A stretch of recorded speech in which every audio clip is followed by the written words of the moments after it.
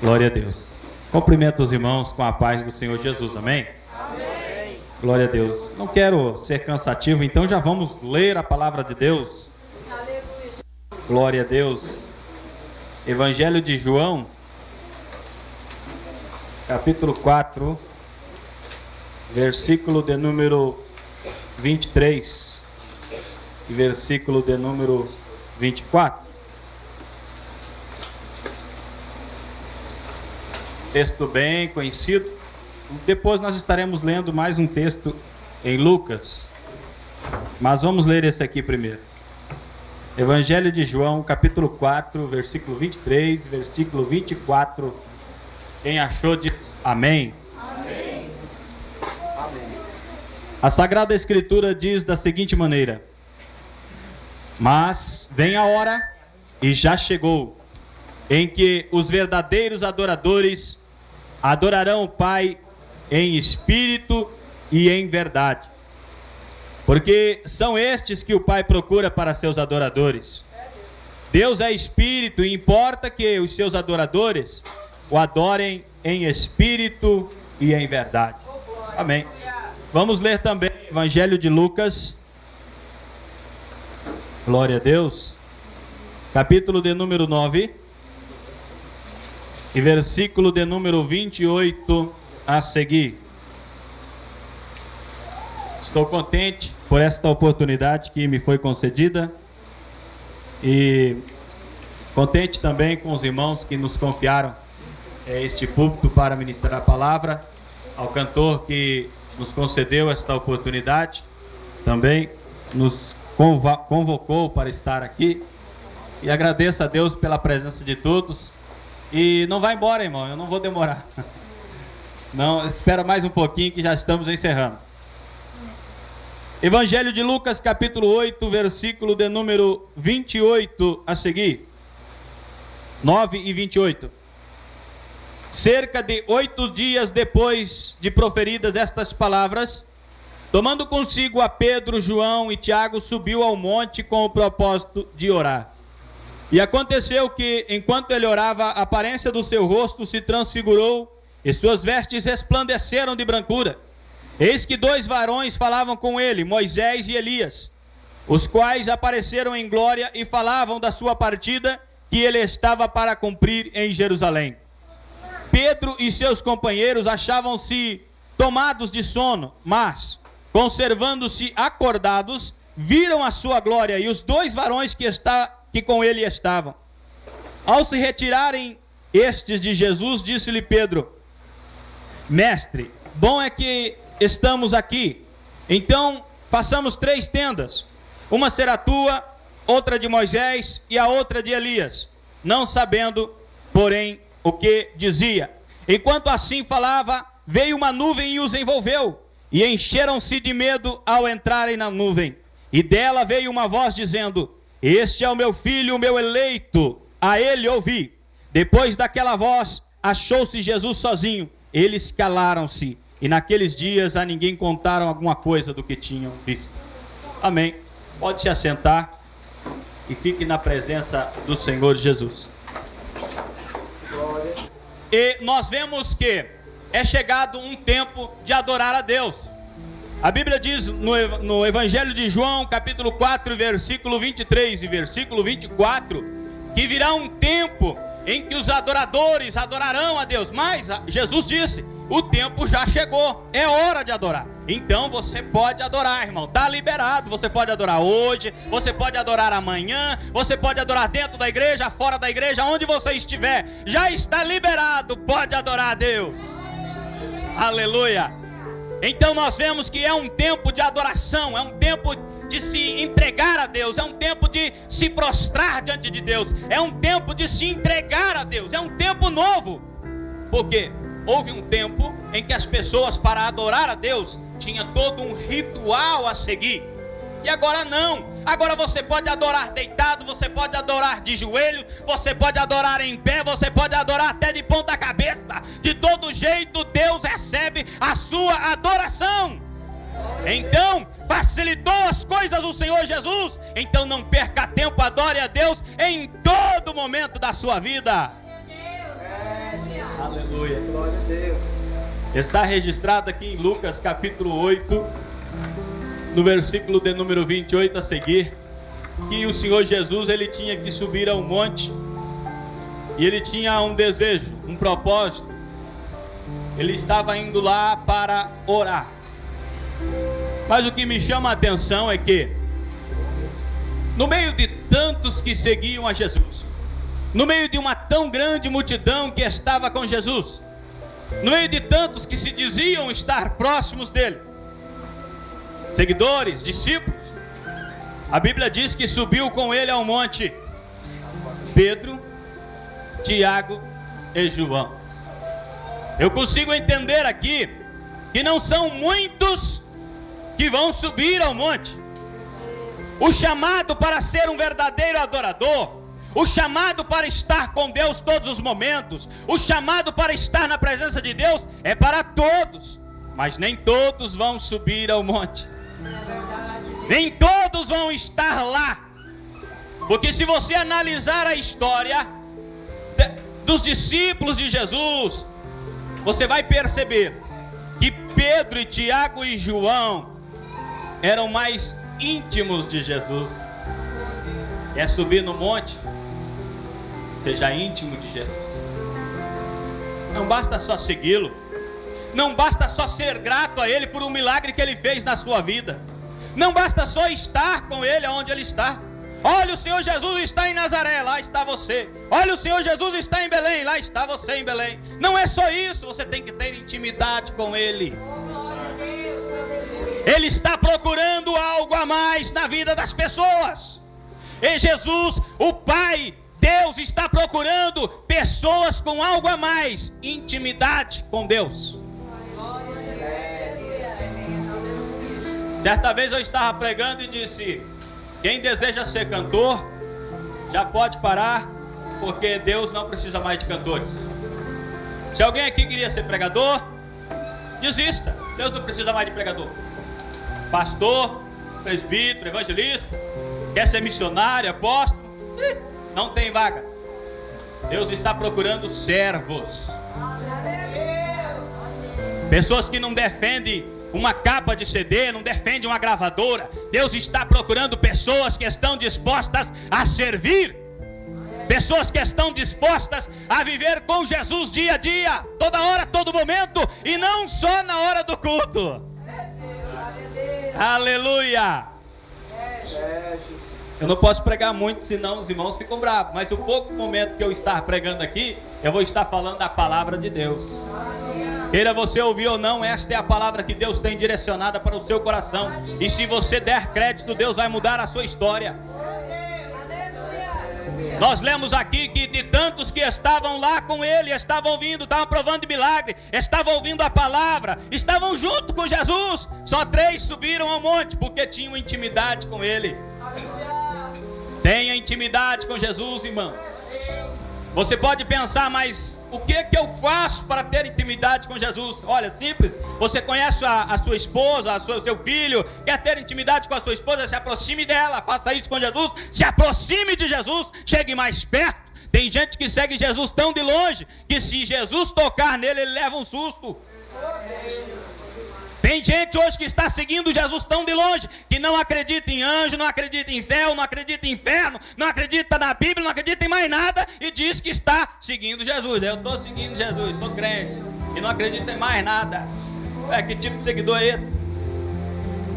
Eu estava falando certa vez com o irmão disse assim: irmão, eu acredito que Deus criou a terra, eu acredito que Deus é poderoso, mas aquela história de que Deus abriu o mar vermelho, sabe como é que é?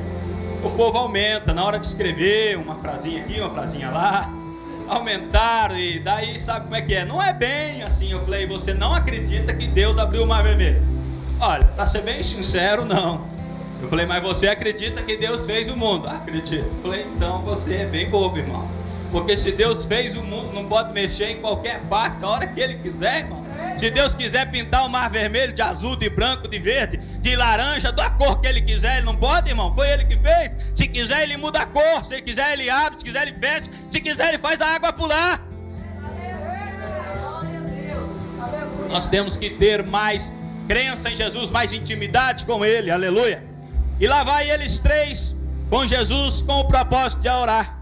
E aconteceu que, enquanto ele orava, olha bem, enquanto ele orava, um milagre aconteceu, conhecida como a transfiguração de Jesus.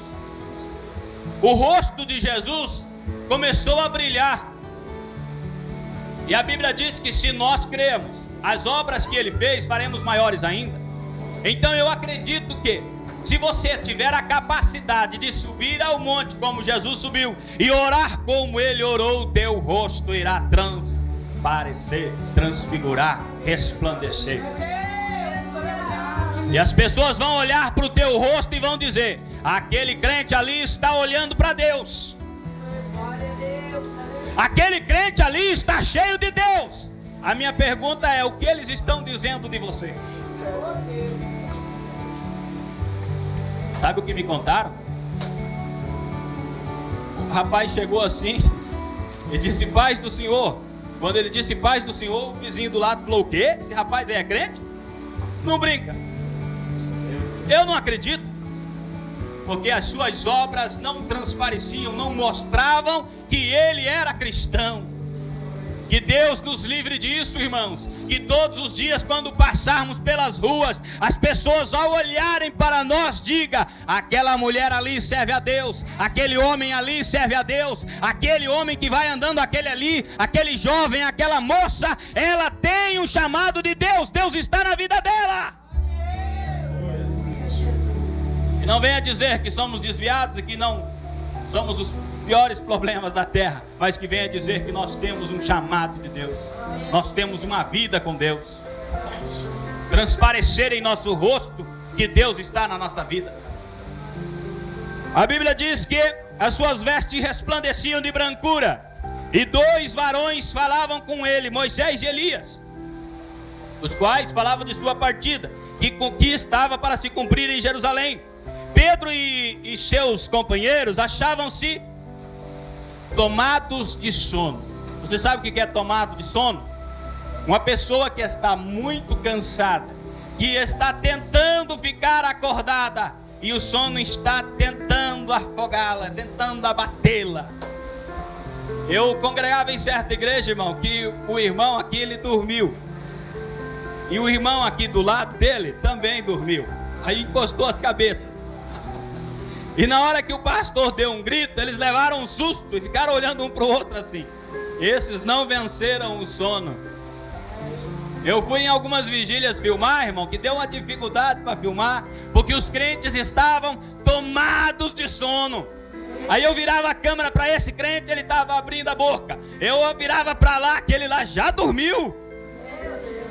Então estava difícil para filmar. Muitos lugares o culto é tão pesado que as pessoas estão dormindo na igreja. Tão difícil está que as pessoas estão sendo dominadas pelo sono. Mas a Bíblia diz que Pedro, Tiago e João não estavam dormindo. O sono estava batendo, a carne estava dizendo: dorme, dorme, dorme. Ele diz: não vou dormir, não vou dormir, vou ficar acordado. Só um lembrete: se você não tem coragem de lutar contra a sua carne, você não vai ver a glória de Deus como eles viram. Porque lutaram contra o sono, lutaram contra a carne deles, eles viram a glória de Deus naquele lugar. A Bíblia diz que a nuvem os envolveu, os encheu. Então seja um vencedor, lute, não desista, seja valente. O mundo vai tentar te abater, te abafar. O teu ministério, a tua vida, a tua família, a tua carne sempre vai lutar contra você. Mas não desista, insista, lute, tente mais uma vez, faça mais uma campanha. Ore de madrugada, não resolveu, ora de tarde. Não resolveu, corre para algum lugar e ora. Mas não para, não desista. Não se entregue. Não levanta a bandeira para o diabo assim, ó, a bandeirinha branca. Estou desistindo, para mim chega, não aguento mais. Não faça isso. Lute, porque quem luta, Deus dá vitória. Deus não tem vitória para pessoas covardes. Você quer ver como Deus não gosta de covarde? A Bíblia diz que estava uma grande multidão ali com Gideão. Deus deu uma olhada, conhece o coração, olhou, covarde. É muito covarde. Manda os covardes embora. Não preciso de covarde. Tem umas igrejas que se fazer isso, fica só o pastor e olha lá. Os covardes embora. Aí o pastor fala, eu também? Irmão, tem que ter coragem. Para ser crente, você não veio com um mar de rosas, um caminho fácil. Agora você está feliz, ninguém vai se levantar contra você. Não, isso aqui é guerra, é batalha. E você não está pelejando só contra a carne. A Bíblia diz que hostes espirituais estão pelejando contra a tua vida. E eu tenho uma notícia bem difícil de ouvir. Enquanto você dorme, eles não param, eles ainda pelejam contra a tua vida. E sabe por que você não é abatido? Sabe por que você não morre? Sabe por que você não subcai ao chão? Porque Deus é na tua vida. Deus tem um chamado contigo. Deus não desiste de você. Deus está contigo. Porque se não fosse a misericórdia de Deus, nós não teríamos chance. Se não fosse o poder de Deus, nós não teríamos nada. E por isso que eu fico indignado quando vejo alguém querendo bater no peito, se orgulhar. Nós não somos nada sem a presença de Deus, sem o poder de Deus. Quanto mais intimidade você ter com Jesus, quanto mais perto de Jesus você estiver, olha o mistério, mais seguro você vai estar. Quanto mais perto de Jesus, quanto mais intimidade com Jesus você tiver, mais seguro você está. Mais próspero você vai ser. Mais paz interior você vai ter. Sabe quando todo mundo vem dizendo assim, ei, o tsunami, o maremoto, a guerra, vai acabar o mundo. E você disser, não, eu estou tranquilo, eu estou com Jesus. Jesus está na minha vida, não me preocupo com isso. Se o mundo virar ao contrário, se a rotação da terra virar ao contrário, eu estou bem do mesmo jeito. Porque eu estou com Jesus. E Ele não é um deusinho, Ele é o Deus Todo-Poderoso. Ele manda no tempo, manda em tudo. Ele é o Senhor, Deus soberano. Tem crentes que conhecem a Deus como um Deus chorando em um trono meio quebrado, um trono velho. Deus chorando por aquele cristão que não quer se humilhar na presença de Deus. Ei, eu quero te lembrar que Deus é um Deus soberano, assentado sobre o seu trono. Seus olhos são como chama de fogo. Ele contempla o seu coração. Aquilo que você pensou em falar, Ele já ouviu. Ele é um Deus todo-poderoso. Passe a adorá-lo como Ele merece ser adorado. Aleluia. Glória a Deus. Olha só o que aconteceu. Pedro chegou em Jesus e disse assim: Mestre, é bom que estejamos aqui, porque nós temos utilidade. Nós podemos fazer aqui uma tenda para o Senhor, outra para Moisés e outra para Elias. A pergunta que eu deixo para você refletir: e ele não ia sentar, ele não ia ficar na tenda não? E para ele? Olha a palavra que eu quero deixar para você. Quando Deus toma o lugar, quando você tem intimidade com Deus, sabe o que acontece? Você esquece de você.